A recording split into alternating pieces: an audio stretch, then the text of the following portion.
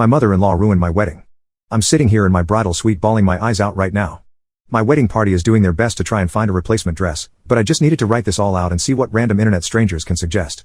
To make things easier, I'll call my future mother-in-law Karen and my fiancé will be Lee. Lee and I have been together for 5 years and engaged for about 18 months. I met him my senior year of college / his first year of grad school. I met his family a year into dating and they seemed great. Karen was always very friendly to me and I never had any issues with her. Lee and I even lived with her and his dad during the entire summer 2 years ago after our adjustment lease was up and we were waiting for our house to be finished being built. There were never any arguments, we had our privacy, and we regularly enjoyed family outings together. Lee and I decided to hold our wedding near the town where we met. I have a friend from college who is from here and her family has a large estate with an old farmhouse that is the perfect location for our wedding. We have been planning for well over a year and today was supposed to be the best day of our lives. But Karen has ruined it. On Thursday Karen, Lee's dad, and Lee's siblings / their spouses arrived in town. We had booked a block of rooms at the nicest hotel in town and were under the impression everyone had made reservations. Turns out, Karen and Lee's dad expected to stay on the estate. I don't see how this happened, since when we reserved the estate and secured the block of rooms, I provided hotel information to everyone, Karen, Lee's dad, siblings and spouses, at family dinner. Karen asked if she and Lee's dad would be staying at the estate and I told her that the estate only had the one house and we would be using it to get ready / stay at Thursday to Sunday. Anyway, when they got here Thursday and didn't have a room, we scrambled and decided to give them the house. Thursday night while Lee and I ended up crashing with my friend whose family owns the estate.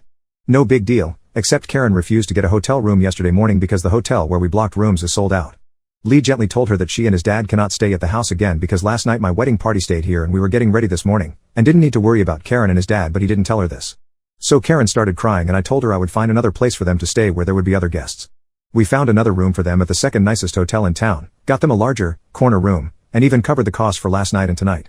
Last night my 4 best friends arrived and after the rehearsal and dinner we piled up on the couches, watched movies, ate popcorn, and enjoyed a few cocktails at the estate house.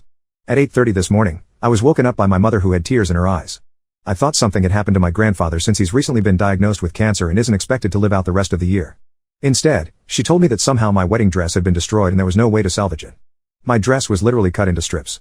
My veil had been ripped to shreds. There's nothing salvageable. I put the dress bag in the master bedroom closet when Lee and I arrived on Wednesday evening. I showed it to Lee's sister, sister-in-law, and Karen when they arrived Thursday night. I hadn't looked at it again since.